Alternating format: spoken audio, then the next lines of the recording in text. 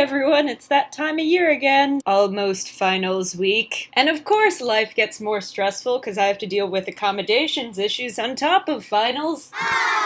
So I thought I'd share some tips on how to get better accommodations if you have a disability. If you have a disability of any kind, you know exactly what I'm talking about, that some people just don't respect other people when they have a disability. So these accommodations are in place in order to protect those people. A traditional example is someone with a wheelchair needing an elevator. For someone with chemical sensitivity, you might not be able to be in the same room with someone who has perfume on. So a reasonable accommodation would be being allowed to leave said public place. And also all different kinds of accommodations. I mean, there's just too many to list off. The important part is just that you have a plan that's right for you. So here are 7 different ways you can have better accommodations. Rule number 1.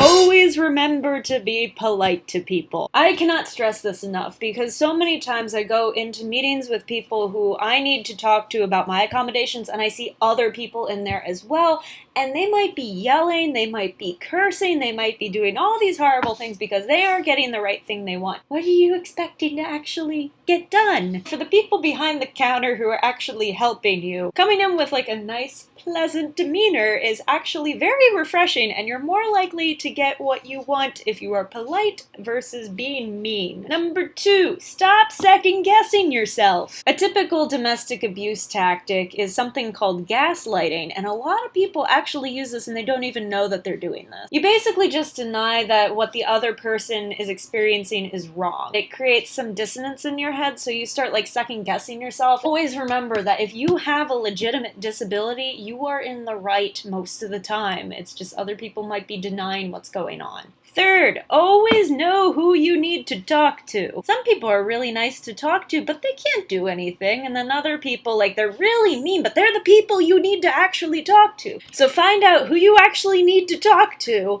and then talk to them. Trust me, they aren't that mean. 4, actually stick to your accommodations. So many times I'm in class and someone sprays perfume, but I'm like, should I leave? Should I not leave? I don't know. I want to stay in class, but this person stinks. Just know that the less and less that you stick to your accommodations, the more people start wondering, oh, well, if you can be around this, maybe you could be around that. And then they don't validate any of your other accommodations, which is just not the goods. Number 5. You have rights! Know them! If you have a legitimate disability, you have rights, and that is okay. You may have to do some research or maybe talk to some other people who might have a similar disability as you in order to figure out what is the best solution for me. But no, you have your rights, and you should practice them. Number 6 goes back to number 1 about being polite, which is more put yourself in the shoes of the person who's trying to help you. These people that are trying to help you are real people with real lives and real emotions. Understand that, and your life is going to be like so much better. But seriously though, if you put yourself in the shoes of other people and understand these people are trying to help you, that's a good thing.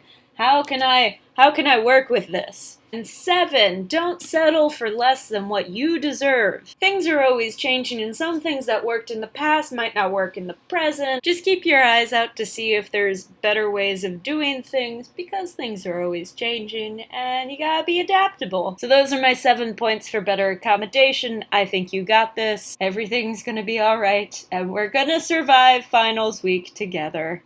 I will see you next week.